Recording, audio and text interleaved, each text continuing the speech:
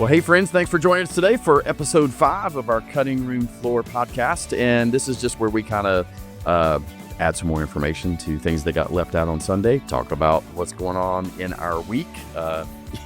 Sometimes we never know what's going to happen on this podcast. So this week, a little bit different. I'm going to welcome to the podcast, I do have Dr. Christian Nichols. And yes, he's already given me a lot of crap for not having the doctor on his nameplate.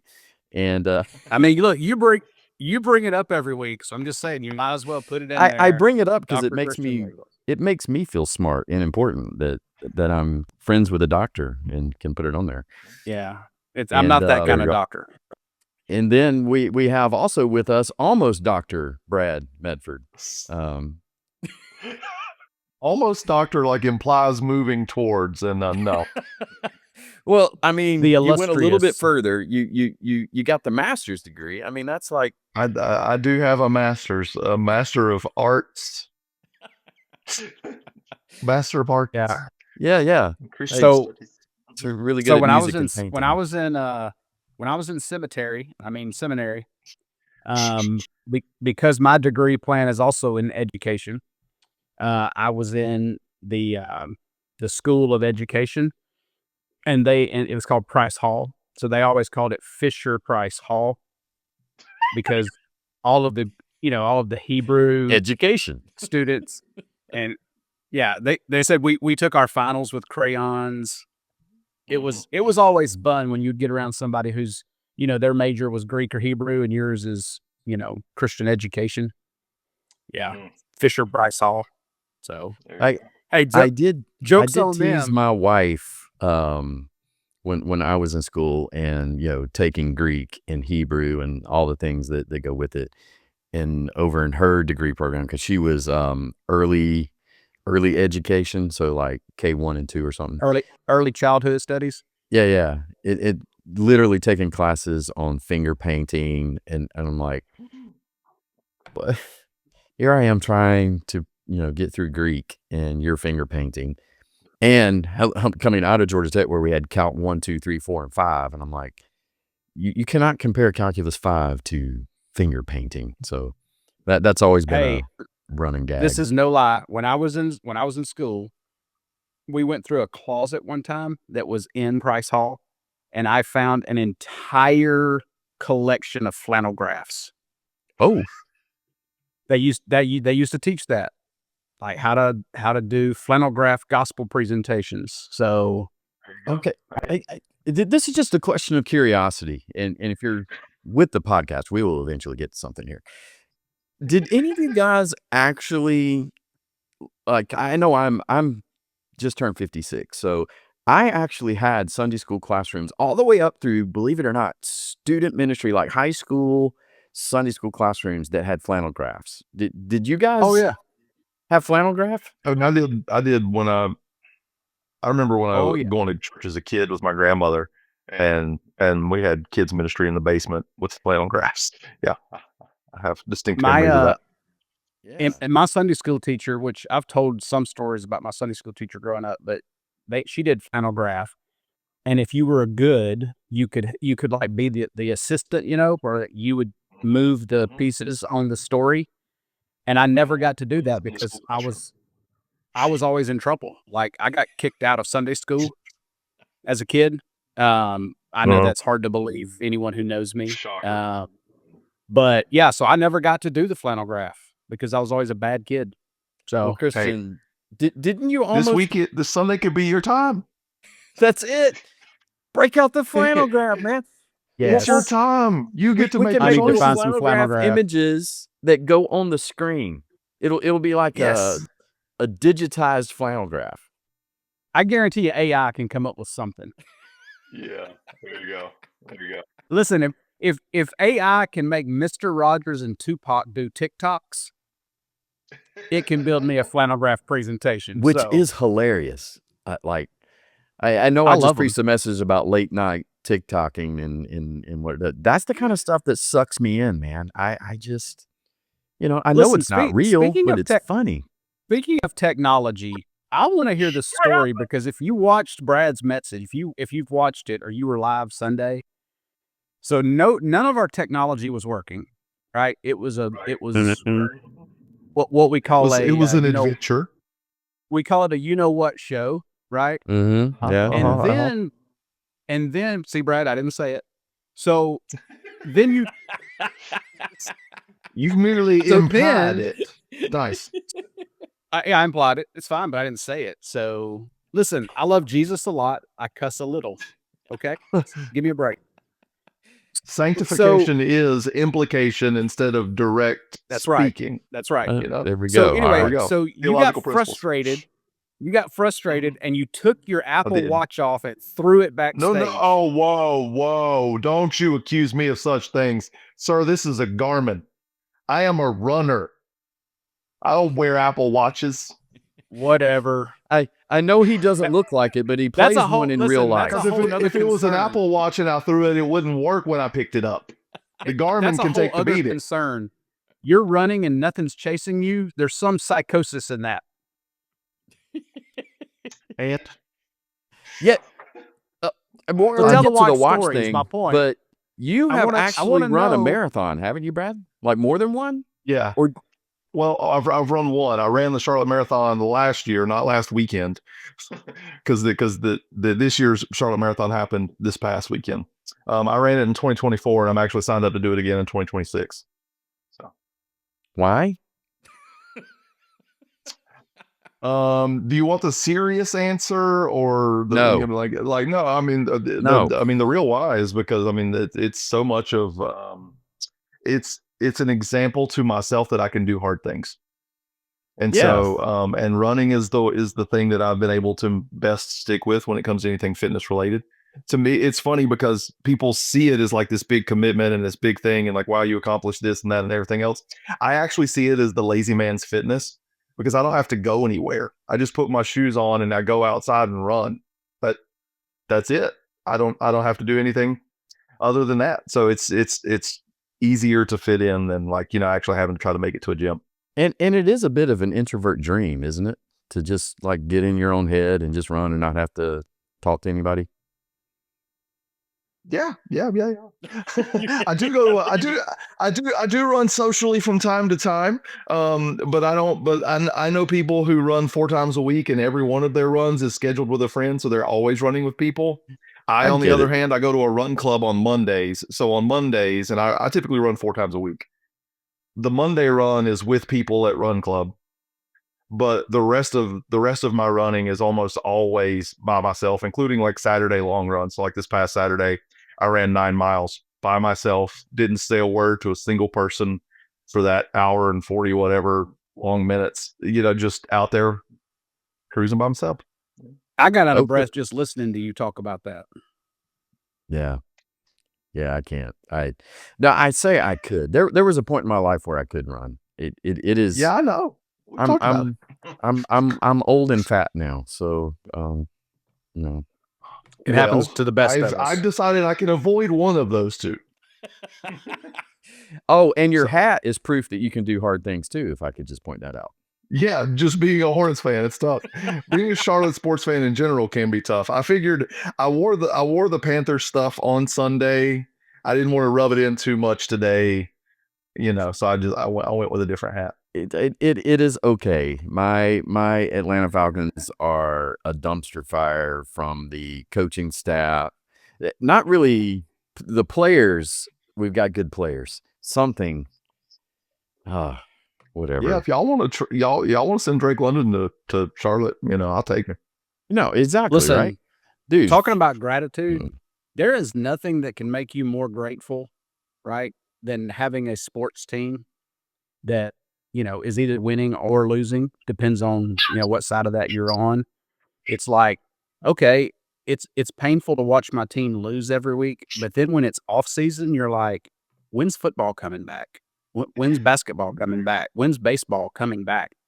And it's like when football's on, I watch as many games as I can for those months, right? Like I'm watching UTEP Polytechnical versus South Dakota Incarnate. You know what? And I don't even care who the teams are. I'm just watching it because I'm grateful football's on. And so it's like, hey, bring it on. Now, being an Alabama fan, it's been great for like 15 years. Now it's not as good anymore. But we had a good run. Win 9 or 10 games a year. Oh, yeah, that's not the expectation in Tuscaloosa. We win championships, and so you just got to be grateful, right? Alabama's still in it. They haven't completely dropped out. Now they got to beat Auburn coming up, but they're still in it. Remember the series we did on the Unseen? If you want me to talk about the watch, yeah, you can come back to that. So I want to hear the story about the watch. Y'all buckle in. You got three dudes here that can ramble on anything and everything. So, but no, when I was on stage on Sunday, as we said, we had some technological issues. We had the lights didn't come on at the beginning. So when you watch the podcast version of it's funny because they're just like, oh hey, because the lights didn't come up at first, and then we couldn't get the screen working. So I'm constantly tapping an iPad, and then in the midst of all of that, I'm trying to navigate all that while preaching, trying to deliver a message. And my watch gets text messages, and usually I didn't have my phone in my pocket because I always, when I'm going on stage, leave the phone backstage. And I guess what I did not do is put it on do not disturb mode. So my son starts texting me while I'm preaching, and he's asking if he can get 3 weeks worth of allowance today while I'm preaching. So that's the thing that I was frustrated that I was getting text messages while preaching. And then I was doubly frustrated that it was my son asking for money. So he wanted a payday. I was going to say the more disturbing thing is asking for 3. You want me to front 3 months worth of allowance, knowing 3 weeks. Oh, 3 weeks. 3 weeks. He wants still they're not going allowance there. No. Still, the answer is no. But yeah. Yeah, there's going to be a lot of interest. I threw my Garmin because my Garmin I knew could handle the impact. There you go. All right. Yeah, you already trashed on an Apple Watch. But I will say this, dude. It was a great message. I appreciated it a lot. In spite of all the technical difficulties and all that stuff, most people who don't stand on a stage and speak, and people who don't present, people who don't do that, for whatever reason, they just, there's no way to comprehend or understand how difficult that is. Like when you walk out there, you've got your whole mind set. Like you're running through, okay, I'm going to say this, then I'm going to say this, then I'm going to say this, then I'm going to say this. And then you get there and it's like, there's a problem. And so then you have to think about how to solve the problem, how to get around the problem. Plus you're like, okay, I got to say this, I got to say this. So you're processing. I thought you did great. That's what I try to explain to people. You're up here preaching, and in your mind, you're also processing all these other things. So you are literally thinking about 3, 4, maybe if something's going wrong, like 5 things at a time. And it takes a pretty skilled communicator to do that. Otherwise, you're just off track, and then you look distracted. And the people in my life who know me on a weekly basis and see me multiple days out of the week are just shocked that I have any shot at doing that because they know how ADD I am and how off track I get. And I'm like, I am the guy who, if I'm on the phone, I'm going to miss the exit on interstate. I'm driven by so many exits just because I was in a conversation, and that little bit was enough for me to be thrown off and miss it. So yeah, it definitely, I don't know how to explain it, but it's I don't know, it's fun, it's invigorating. It's because you know that you're out there and everybody can see every little thing, and there is no hiding in that moment.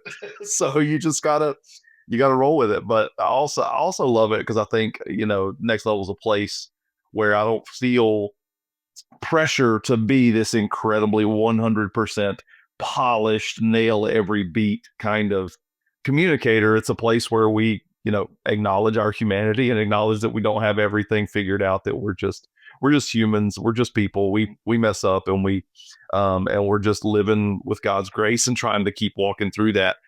So sometimes even the technology helps us present that. But yeah, it was a fun message. It's a fun topic to think about. It's something that I've that really for the whole couple of weeks leading up to it was teaching me a lot. And I think the thing that I thought about since is I kind of left the stage and I'm like, man, if I got 5 more minutes, what I want people to know is like, man, this thankfulness thing is tough, and it's a decision. It really is. It takes intentionality, and it takes repeated intentionality. It takes being willing on a moment by moment, case by case, day by day, hour by hour, moment, minute by minute kind of basis, choosing gratitude. I've told my kids over the years, you will always have something to complain about, and you will always have something to be grateful for. It's up to you to decide which one you're going to do, because you'll never have everything you want. So there'll always be something you can complain about. There'll always be something else you could have. There'll always be somebody else who is smarter, better, faster, whatever. Those things will always exist, but you will also, on the other side of things, always have things that you can be grateful for, that you can find gratitude in. And it's going to be up to you to decide which one you're going to choose. And I think that's something I didn't really get to in the message, is like, Paul had an opportunity throughout to just complain and be bitter, because he had plenty of circumstances constantly presented to him to complain and be bitter. And it's a choice that we have to keep making. It's something that we have to keep coming back to, because we keep getting opportunities to either go negative and complain, or we can choose gratitude. We can choose to focus on the things. And that's why I love what he says in verse 8. I mentioned it in the message, just if you continue reading in Philippians, and he says, hey, whatever's good, whatever's true, whatever is beautiful, think on these things. That's that redirecting of the mind. Bring your mind back to the good things. Bring your mind back to the places where you can be grateful. So yeah. But when I think about verse 8 in the context of the culture we live in, verse 8 and 9, as believers, let's just talk to believers. I can't really speak to someone who hasn't experienced Jesus yet. We need to go back to that. Like, whatever is good, we need to reflect on those things, because golly, we live in a culture right now that all it wants to do is whatever is bad, whatever is chaotic, whatever could go wrong, think on these things. And no, then you're becoming a disciple of culture. And your anxiety's going up. Which is whatever's bad. You're part of that message, Yeah. It's like whatever's bad, that's the headline, right? Like that's the attention grabber. My son Roman, we were riding home from school. I think it was yesterday, and I don't know how this came up. I think a song came on or something, but we were talking about Kanye West, and I was like, I hadn't heard anything out of Kanye in a while. And my son's response was, well, then it's probably about time for him to do something really stupid, because he's got to get back out in front of everybody. And at the time I was just like, yeah, you're probably right. But when you think about that, it's like we love it. We don't want to hear that Kanye's doing great. I remember, when he came out and said, hey, I'm a believer and I'm following Jesus. Oh, everybody they were horrible to him. But as soon as he did something bad, it was like, oh, now you're doing bad. And they were horrible to him. And so, yeah, it's like we just gravitate to, we just want to know what's bad about somebody. We want to, and I think it's because it makes us feel better about our crud. I'm not sure, but yeah, I love Philippians 4:8. It's like one of I haven't memorized very many verses. That I know that surprises people when I say that. God wrote it down in a book so that I didn't have to memorize it. You're a doctor. So, yeah, I know, but he wrote it down in a book so I don't have to memorize it. So, but Philippians 4:8, that is one, because early in my life, I had a mentor tell me, like, Christian, like, dude, you're pessimistic all the time. I'm like, no, I'm just a realist. He's like, a realist is just a pessimist in self-denial, right? Like, you're a pessimist. I'm like, oh, I guess I am. So I memorized that verse because I literally have to remind myself, roundabouts are good. Roundabouts are lovely. Roundabouts are of good report. Right? I don't think you need to remind yourself of things that aren't true, though. Well, what would traffic be like in Matthews if we didn't have the roundabouts, right? Hey, I have a roundabout near my house. I can actually now go out on a certain road and go left. I can turn left. I think engineering for roundabouts, like, because And before that's when the it would, thing. Like, as much as I hate them, and I don't really hate roundabouts, right? They're getting a bad rap. I hate the fact that people don't respect and or navigate them well. That's what I hate. no, And no, so then no, you're that's like, well, wait true. a minute. They put a Yeah. roundabout in the new hospital installing, so kind of coming into that. And what's confusing for people is there are 2 lanes coming into the roundabout, and then, I mean, like 4 lanes, so 2 on each. There's multiple lanes on each side. So coming into the roundabout, you've got 2 lanes, but going out of the roundabout, you have 1. And so I cannot count the number of times someone comes from the left, which is supposed to just keep going around the roundabout to the hospital, and just almost hits me in the car. I'm like, do you not understand? You should just recircle the roundabout and come back at it. Okay, there you go. But the point being that, like, you gotta, this is what I did this back in the day when I was a youth pastor.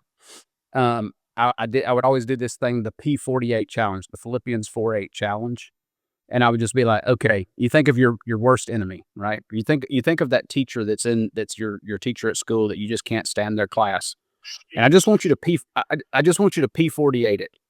Like, whatever's good, whatever's lovely, whatever's of good report, let your mind dwell on that. Like, find something good. Find something that brings beauty. Find something that's loving, and focus on that, because if you don't, you're gonna constantly be in this pattern of negativity, and you can find flaw in anyone and in any situation if you want to. Yeah. Ain't that the truth? Like, it Both is. signs are always available. Well, Yeah. Yeah. there is Exactly. the thing that is out there, they call it the law of attraction. The older I've gotten, the more I realize how true that is. And so the way law of attraction works is whatever you think about, you tend to notice, but the law of attraction goes one step further, that you tend to attract those things.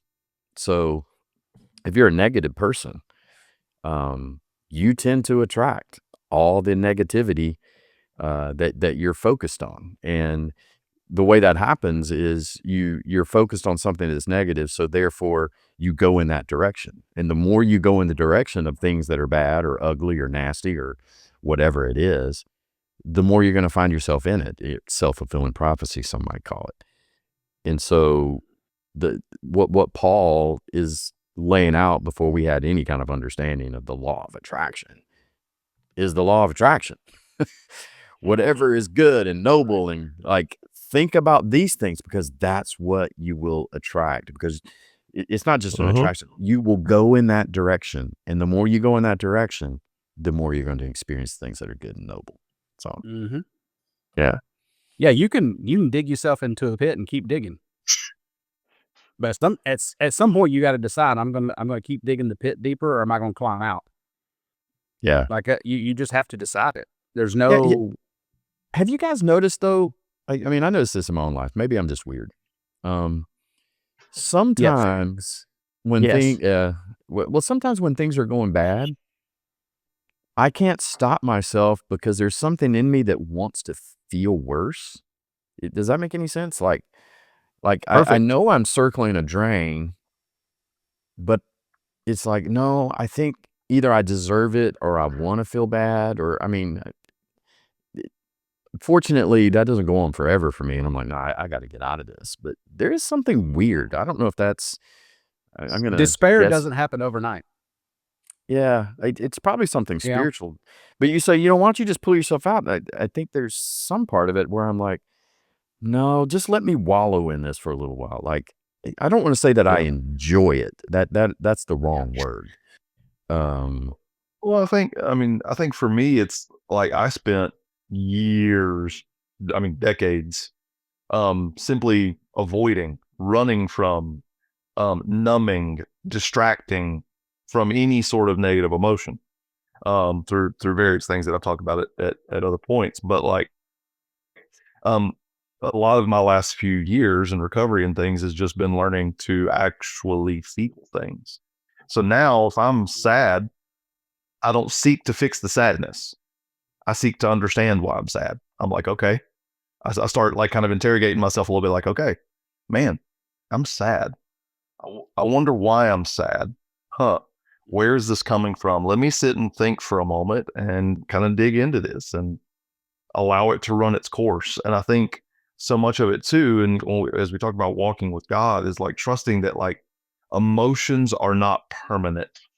We enter emotional states, and we never stay in that same emotional state for all that long. So for me, it's often like, okay, I'm sad. I don't like being sad, but I want to understand where this is coming from, because there can be lessons for me there. And I also trust that this is not where I'm going to stay. Oftentimes, it's just a matter of like getting up the next day and the new day. I mean, like His mercy really is new every morning. I've started learning that. It's like, man, I can have a bad evening and not feel good and feel lonely. I can feel sad. I can feel disconnected. I can feel all of these things. And if I allow myself to feel that, and I trust that I'm not always going to feel that way, and maybe I'm reaching out to somebody, I'm having a phone call, I'm finding some community, I'm doing these healthier things. When I get up in the morning, it's not what it was last night. You said a couple of things there I'd love to like expand on a little bit, because number one, in order to do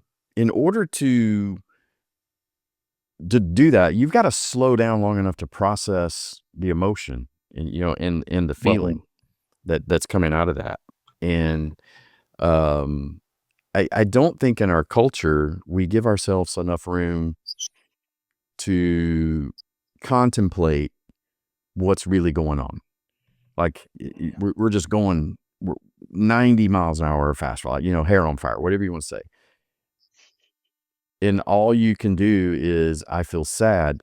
Because the second part of that, as you were talking, is like, well, if we don't do that, maybe that's why we begin to believe a lie, because the lie that comes in behind sad is you'll always be sad. Mm-hmm. And then if you can process why you're sad, you can realize, well, that's not going to last forever. Yeah. Well, I mean, has anyone ever like stopped to think that God may have given us the command for Sabbath for a multitude of reasons, not just one? Like maybe He knows something about us because He created us, right? And because He knows us and He knows the world that we live in, and He knows the tension, the spiritual battles that are happening, both external our world, in our world. He understands the brokenness of the world in which we live. Perhaps maybe He knew something about, in this life you will have trouble, right? Jesus said that. In this life you will have trouble. But take heart, hold on, like Philippians 4, P48 it, I have overcome this, right? Like that's the thing. And you have to slow down enough. Like you're exactly right. You've got to stop long enough to let your thoughts like kind of like catch up with the reality, and then let the reality catch up to the truth of what's going on in your life. And if you don't, man, gratitude is not going to like come find you, right? Gratitude's not thankfulness is not like trying to get your attention. It just isn't. All the other stuff, the negative stuff, the attention grabbing headlines like we talked about a moment ago, Kanye, those are coming for you. But thankfulness and gratitude, those things, those are found in a stillness that our culture does not celebrate at all. Yeah, we don't celebrate contemplativeness. There That's was a great word. That's a great word, contemplativeness. The contemplative nature. Dr. Munkus. There was probably right around 2020, a guy I love in his ministry. So it's John Eldridge and the Wild at Heart team. They developed an app called the Pause app.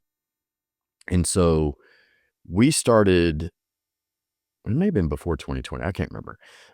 We introduced that to our church, and we had some groups around it and everything. And my big takeaway, and it's still out there, guys, you can look up Pause app, is it gets a reminder on your phone, at least on an Apple phone, Brad. I don't know if it happens on a Garmin phone or. Hey, look, I know I hate it, but it's an iPhone. Look. Apple does some good things. They just don't make running watches. Yeah. Okay. That's my thing. They don't make running watches. They make iPhone watches. I got you, but they have the app, and what the app does is it reminds you to pause. I mean, it is exactly what the app says, and then it has these different exercises. So you can do a 60-second pause. You can do a 5-minute pause. You can do, I think the longest one's a 10-minute. But you can set a rhythm for pausing, and when you do that, and then you go a little bit past that, I just wonder how many people pause and check where their heart is and what's going on before they pray. Like, or how many people just go rushing into prayer? Like with everything that you got going on and everything that's happening, you just right in. You bring all that junk into the throne room. Yeah. Like, I know that you're speaking rhetorically right now, but just look at your Facebook feed and it will prove to you that we don't stop and think. We just, yeah, that's true. you know what I mean? Like, Yeah. and again, that you've said this over and over. You're so right that outrage is the appetite of our culture right now. And so anything that we can say, do, propagate that is outlandish or meant to stir the pot, we do it. Like, we just, as humans, we do that stuff. And yeah, just if Christians could just heed scripture, right? We're talking about thinking about good things. When you said that, what came to mind is James saying, hey, be slow to anger, quick to listen, slow to speak. slow to speak. Exactly. Like, just we could really benefit from having like a 30-minute delay on our posts. Like, when you hit send, it doesn't actually go for 30 minutes. And yeah, I have a 24-hour rule on email. Yeah. Back when I was pastoring, if I got one of those emails, that, those they're emails, fun. It was always like, I would type it out, right? Like, I would type it out immediately. Boom, boom, boom, boom. And then I'd revisit it like 2 hours later and I'd go, I'd change something in it. And then I would revisit it later that night and I'd look at it and I'm going to change that. But I would not send anything for 24 hours when it was like contentious in nature, because I know me. Like, I know me. I am sarcastic by nature. My fuse for idiocy is short by nature. I again am a black and white kind of thinker in some ways, right? I'm just like, this is what you should do. This is what you should not do, right? And so I would forget that, there's a human on the other end of this. There's a human. Like, there's a human being, and regardless of what they just said in this email, they still matter. They're still made in the image of God. They're still redeeming. They're still, all those things. And for me, like, what I've been learning more and more and more, I loved Brad kind of said this in some ways Sunday in his message, is like, you know what? I can choose whichever path. I can choose it. Like, I can choose to be upset with idiocy. I can choose to be upset with people being contentious. I certainly, those are all my rights, I guess, to say. But when you choose differently, when you actually, like, you experience peace, it's the strangest, it's the most odd thing to the human experience, that what we think will bring us peace typically does not. Let me get this off my chest. That does not bring us peace. Yeah, that's exactly, when you said that, that's exactly what I was thinking. Everybody thinks, if I can just get this off my chest. Like, no, you just created more chaos. Like, you just released Leviathan into the room, man. Yeah. Like, let's talk about Leviathan real quick. No, I'm kidding. He didn't say Leviathan, though. He said Leviathan. I'm like, I don't know what that is. Yeah, that's an NBA player. Leviathan. The chaos dragon, whatever you want to call it, guys. But that idea, no, you can get things off your chest. That that doesn't guarantee you're going to feel better. Like, you might feel better, but what everybody else is, you just puked all over. Now you got to walk around, if you're a decent human, and clean up the mess you just made. And that's where I want to get, where I want people to get, like, that's where we don't have to clean up prayer. If you got all this in you and you just got to get it out, give it to God. Oh yeah. Say it to him. You can get it off your chest, but get it off your chest to somebody who can handle it. Somebody who's bigger than it. Like somebody who can do something with it and can actually make beauty out of that mess instead of just making more of a mess.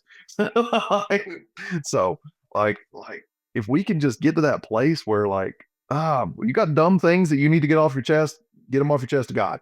You got hateful, whatever it is that's boiling up in you, and you're like, I got to get it out. It's like, God, I just got to get this out. Help me figure it out. Yeah. And look, he's got very thick skin, right? Like he's very secure, and he can take anything you can say, anything. It doesn't matter. And he knows our hearts already. There's an entire book in the Bible that is about being pissed off. Mm-hmm. Right?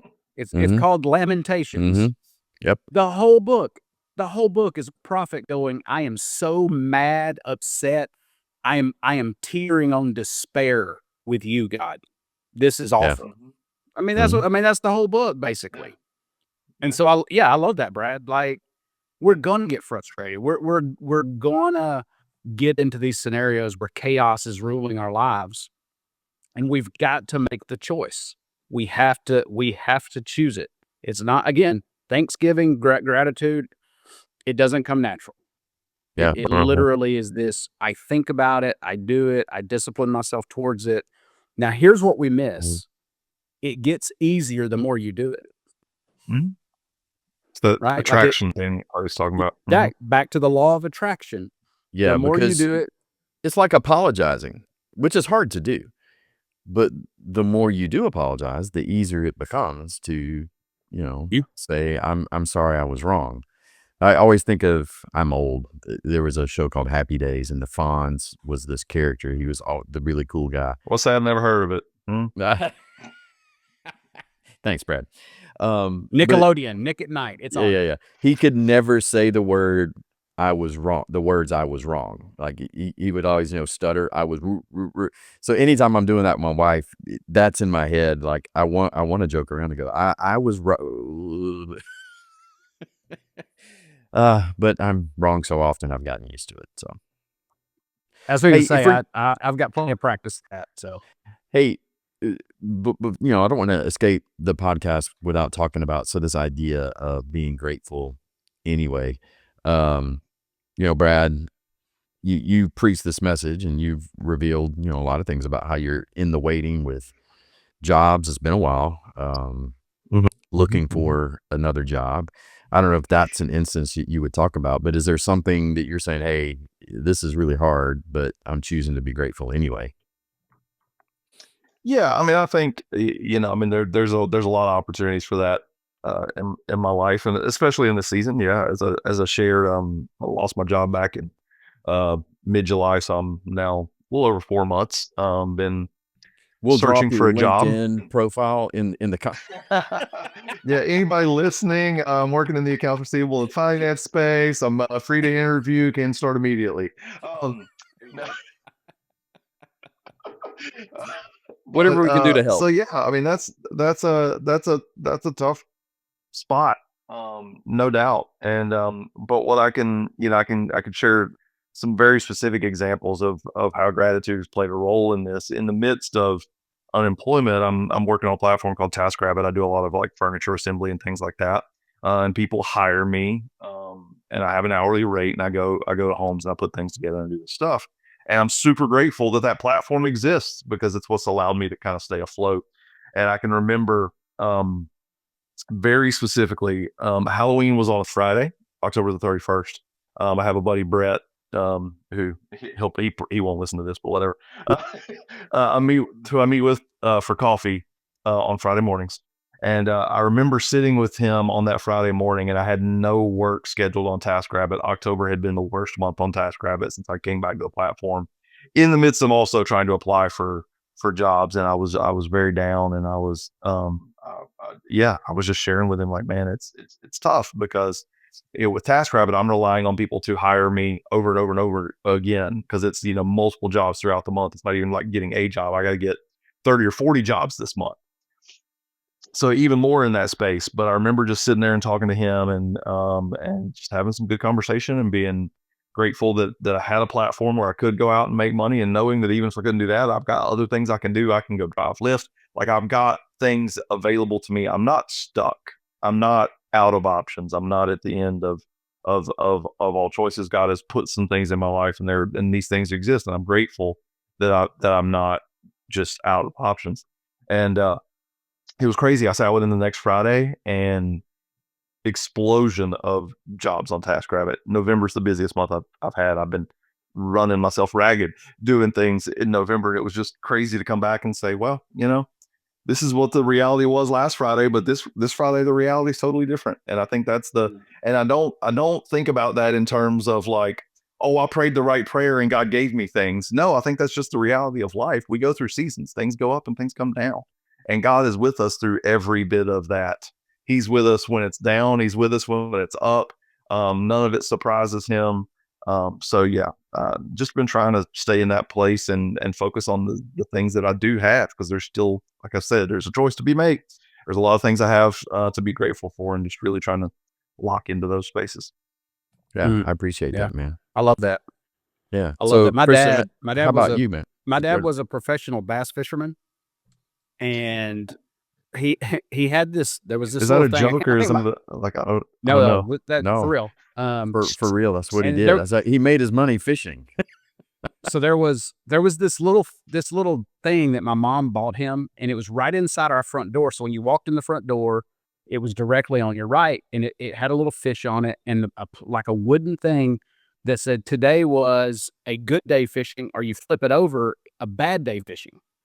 And so my mom put it up there so that when my dad walked in the door, he could flip it over and let us know, hey, had a good day fishing, had a bad day fishing. Well, immediately my dad was like, what? There's no bad day fishing. And so he turned it over and he marked out bad. Like, he just marked it out with a brand new gift that my mom just gave him, right? Like, he just turns it over and marks it out with a marker. And he goes, there's no bad day fishing. A day is only what you make it. And I'm like, wait a minute. Let's say that. Like, I didn't say this to him, but in my own mind, I'm like, say that again. A day is only what you make it. And so I kind of like put that in the download, right? And now my kids have heard it over and over and over. I've preached it. I've said it in sermon. I've said it in talks that I've done in corporate settings. A day is only what you make it. And I'm thinking to myself, yeah, but some days I just make days bad, right? Like, I don't focus on the good things. I don't focus on the fact that I get to rather than I have to. I don't focus on the fact that I have, family, I have friends, I have, what health I have, right? Like, I can either be mad that I can't do the things that I used to do when I was 20 or before my brain injury, or I can say, dude, I have a brain injury that could have like ended people's lives. And now I get to boom, boom, boom, boom, boom. And so, yeah, it's over and over. I see and I hear and I experience these examples of a day is only what you make. It's your posture in circumstances when it comes to either gratitude or bitterness. Yeah, I have it's a different story, but it's, right in the same one what we're talking about. It's from the past. So when I was asked to be the pastor at Next Level, it had gone through some pretty bad transition stuff, let's just say. And it had dwindled and dwindled and dwindled and dwindled to it had gone from a large church to a small church, just no way around it. And I remember I was complaining to God because, as you said, Brad, if you're going to do it, that's where you go do it. And the word that I got back from God, or the picture that I got back from God, he kind of lifted me out. And if you've ever been to Next Level and seen it, you know, the picture, hey, look around. We have 4 buildings on our campus. We got a pretty large auditorium building. We've got another building with a decent sized auditorium in it, and we got our kids space in there. We got another building with preschool. We got another building we use for student ministry. We own whatever 18, 20 acres or something like that. And I could see all of that. And at the same time, I was complaining about the number of people that we had. I can't remember what we had at the time, like 100 people or something, 125 people. And instantly, the thought I had was, because I grew up as a church planter in ministry. I grew up in ministry, planting, starting churches from nothing. And the picture I had was the church planter version of Clay, like roll back 10 years version of Clay, would punch this version of Clay in the mouth for complaining about having 4 buildings, 125 people, and $500,000 a year in income. Like, what am I complaining about?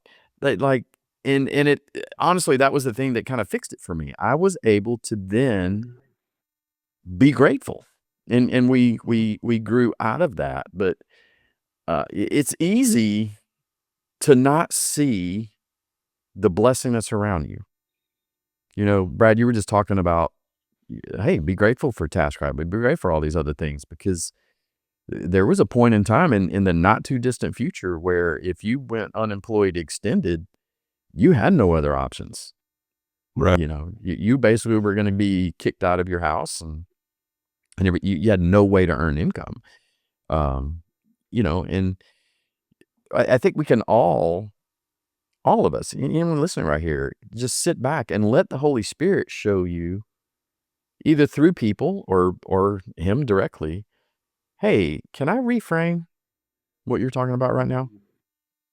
And God does that because of everything that you guys have said. When we have a grateful spirit, it changes everything about us.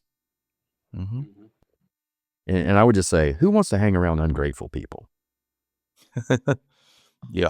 Not a lot of fun. Yeah. Yeah. Do you ever go, Look, know what, I need to go hang out with that one guy who's not grateful for all he ever does is complain about life and complain about how the whole world is against it. I really want to go get a beer with him. Like, no. And by the way, if you don't know who that person is in your world, you're probably that person.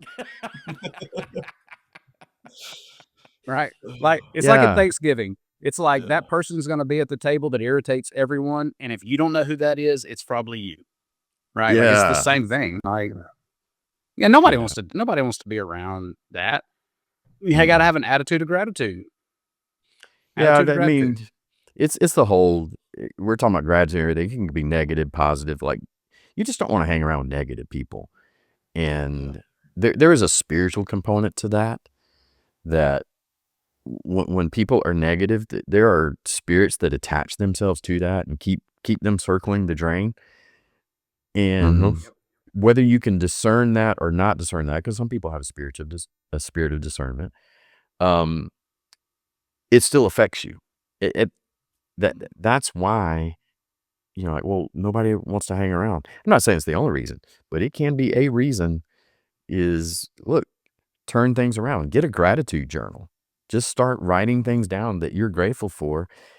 And as Paul told us in Romans, when you begin to renew your mind, and you change what you put in and how you think, and your mind is renewed, it'll be amazing, the difference it makes in your life.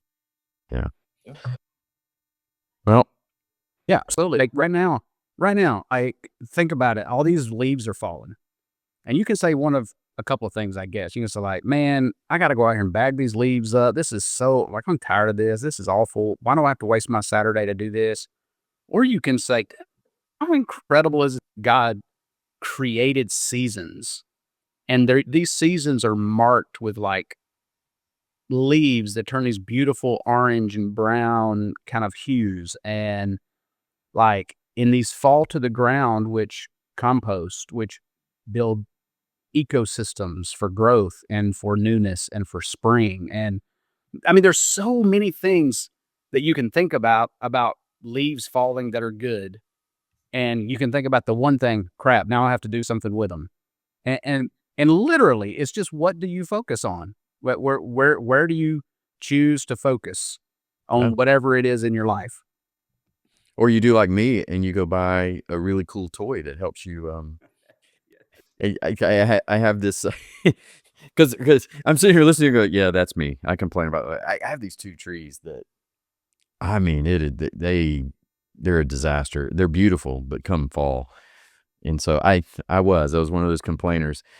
And then online somewhere, it was probably a TikTok video, I saw a guy that had this basket that hooked up behind his mower, and it basically sweeps your lawn.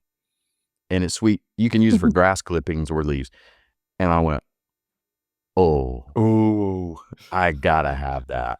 And so must have. Yeah. I saved up in the budget, and then it wasn't terribly expensive, but it was enough that it had to be budgeted for. That, I thank God for whoever engineered that thing, because I just hook it up to the mower and buzz around my yard and dump out all the leaves. Or you can be like me and just totally ignore that leaves fell. I have a 15-year-old son that takes care of ours. So, if only. Leaves fell for a long time before lawns were a thing. Exactly, and, it'll become compost. My neighbor, I love them. Like, my neighbors are awesome. They actually come to our church, so they're really cool. But literally, they're like, no, we don't pick our leaves up. I said, why not? Why don't you? Because I want to be sure that I'm a good neighbor, so I pick my stuff up. I want them to not look out their window and see whatever in my house. Mm-hmm. And yeah, that because it composts, like, it creates this ecosystem. They're talking about. I'm like, that's a great. And that is true. It also kills your grass. Yeah, I don't want a toy though. I don't want a leaf toy. Nah. But I guess on the positive side, if it kills your grass, then there's no grass to mow. But I live in a very strict HOA, and I got a nasty gram about my lawn, and I'm like, yeah. Jody wanted to get really upset, because they sent us, hey, your lawn looks bad, and she felt personally attacked by that or whatever. And I said, babe, they're right. There's nothing. Listen, there is nothing more communist than an HOA. Honestly, ain't that the truth, it is man? Horrific. Like, I have a t-shirt. I complained about this so much when I lived in one of those fancy neighborhoods with an HOA in Indiana. Someone got me a t-shirt that said defund the HOA. Mm-hmm. Because it was, you're telling me that my grass is not 3 inches tall? Someone stopped and used a ruler and found that my grass was not 3 inches tall. Yeah. Our age says it has to be 3 inches tall. I'm like, for one, what kind of life do you just ride around, some Karen out there, no disrespect to somebody named Karen, is riding around my neighborhood with a ruler, making sure Christian cut his grass to 3 inches. These people have a problem with gratitude. You're talking about losing gratitude? I'm going to say, they have a problem with gratitude. I have no gratitude for an HOA. None. Zero gratitude. I chuckle because I represent the folks over here. I rent a house in a neighborhood, so I don't have to deal with the HOA directly, but I did chuckle because I got a letter to my landlord. They live over in Pineville. And I sent him a text, said, hey, you want me to open this? You want to come by and get it? He came by and got it, and he texted me later. He goes, yeah, it was from the HOA. They said the mailbox was too low. So when I came home that day, the mailbox, I swear my mailbox is so high now. I feel like he just got angry, and he was like, well, I'll show you. Well, what if your mail person is short? Maybe it was there for a reason. Yeah, now they're discriminating against little people, male people. And what are people like me going to do now? I'm probably going over to your house, Brad, and I'm like, I can't defund the HOA. Defund them. Your mail, man. They hate short people.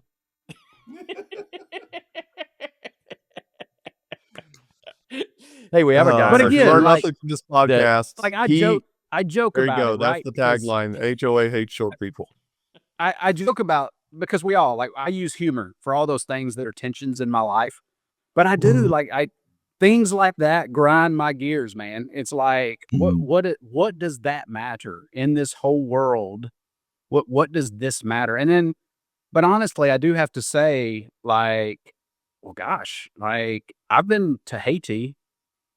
They don't have HOAs because they don't have houses. Most people, they live in huts or mud or brick that they made, and they don't have lawns. It's just volcanic rock. You mean they don't grow have grass. They a don't. hut owner association? It'd still be an HOA. They do not. They do not. But again, it's perspective. Which, by the way, I tell everyone who's born and raised in America needs to go on a short-term mission No, I trip agree with that. to a developing country, Mhm. so that you will come back home and actually appreciate what you have. You really do. Yeah, Because found we that. have it good. Like, Yeah, we have it good. it was All the stuff every going trip on, that we've we have it good. done. That I've been a part of, the ones I can only speak the ones I've been a part of, going into the most devastated parts of the Dominican, which is the most devastated parts is better than the better parts of Haiti.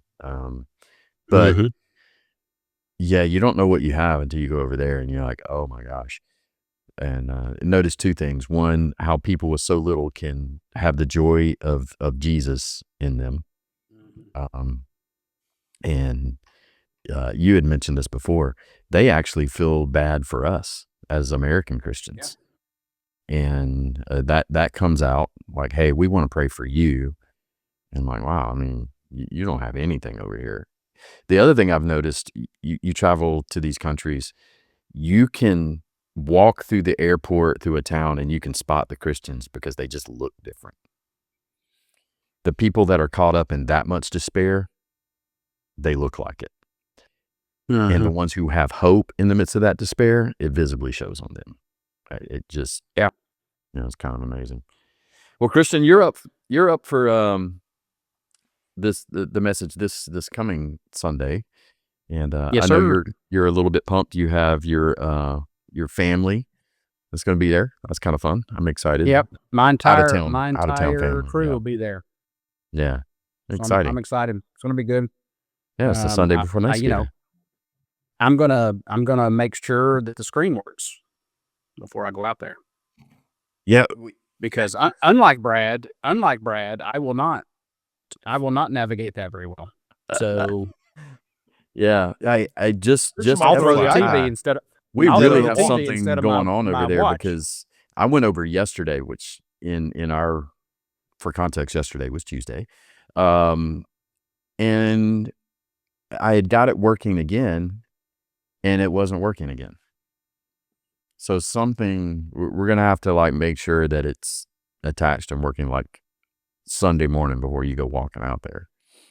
But Yes, I would appreciate that very much. yeah, so if you guys are out there, you can pray that all the electronic gremlins and demons get out of our system. Listen, here's the thing, and I this isn't a secret. I think most people know this already if they've heard me or talked to me. I don't preach with notes. And so what I put on the screen is strictly for people. Like, it's for people to use it. I don't use it because reading or having a manuscript confuses me, and I will get all out of whack, So if it doesn't work, I'll be fine. But this is how you and I are so different, man. If I walked out there with nothing, it would be a rumbling, bumbling. It'd be a lot like this podcast. It would be around and about, and it would be a preposition. It would not be a sermon. yes, grammatically speaking. Like, I don't really know what that was, but it was around. It was over. It was. Yeah. I'm gonna share. Exactly. We went share- somewhere. I don't know. I'm going to share a snippet of my life from the last 5 years. Because one, again, Brad's message this past Sunday was very helpful for me to think through as I've prepped, but also just the passage that we're in 1 Thessalonians. I continue to read that and go, yep, my circumstances are not that enjoyable, but God's still good. Family's still good. Like life is still good. And so, yeah, I'm looking forward to it. It'll be fun. And it'll be my wife's birthday. It's a big day. My wife's birthday. I'm preaching. All of my family's going to be in town. It's Thanksgiving week. Hey, I'm pumped, man. Thanksgiving's a great holiday. Everybody would just love if they came up and hugged your wife on Sunday and told her happy birthday. I'm sure that would. I'm thinking that's probably not the best thing to do. Approach at your own risk. She's very likable and approachable, even more so than I am. Maybe specifically more than I am. But yeah, she's a very private person, right? Mm-hmm. She just works in the background. I don't even know if people know who my wife is, honestly. Like, it's probably doubtful. I think when I mentioned that I have a wife, they're like, who married him? Like, goodness gracious, who is this person? So, but guys, yeah, if you get, it'll be a great day, man. to know Emily, you guys like, yeah, she's amazing. Yeah, she's absolutely the best person in this household. I'll guarantee that. See, when you mention you have a wife, people go, really? Somebody married him? I mention being divorced and people go, checks out.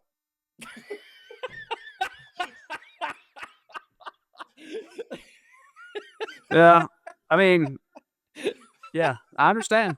I'm still amazed that I'm married. Like, it's baffling to me every day. So, oh man, Brad, that Emily. I mean, I got a solid 15 years. That's a miracle in itself. I hear you. Brad's we had Bumble 15 profile would be below his LinkedIn profile. Swipe right. I am open to accounts receivable, finance, and dating. Here we go. Oh, okay. We're back to Indeed now. Okay. Hey, find your that's why I sugar talk mama. about the job stuff first, because I mean, look, I'm not the best catch in the world anyway, but right now I'm an unemployed, not the best catch. So I'm find working your on the sugar job mama first. then. That'd be fine. You got to have some sugar to be a sugar mama. to find a sugar mama, man. That's true. I guess so. I don't even have a pack of Kool-Aid to mix into any sugar. What you talking about? Oh, geez, man. We got to end this. It's going downhill. Well, Brad, we're praying for you a job and a woman at the same time. So there we go. It's a two-pronged prayer. Job provides a woman, or a woman who provides a job. Yeah, I don't want them connected. Oh, okay. Just seems like a recipe for more disaster. Probably true. I would like both separately. You got to be great. You got to be grateful either way, Brad. So it's just true. Hey, that is it. Hey, well, I appreciate you guys hanging out with me. It's always a lot of fun, and I hope you guys kind of enjoy. This is a bit of a peek into when we get together and hang out. This is pretty much how our conversations go. So if you've ever said, I wonder what it's like to sit around in a room with these guys, here you go. This is pretty much it. Pretty much. So I appreciate all of you. And this Sunday, we're going to be in part 2 of our message series, Grateful Anyway. And look forward to you being here this Sunday. As I say all the time, online is great to catch up, to make sure that you don't get behind. There is nothing like worshiping together with everyone in the room. That just doesn't translate digitally over a screen. So we would love for you to come join us in person and get connected with people and experience what worship is like connected with those people. So till next week, glad to have you guys here. And we'll be praying for all of you guys and praying for you, Christian, that God uses you this weekend to do some amazing things. Love you guys. We'll see you back next week. Later.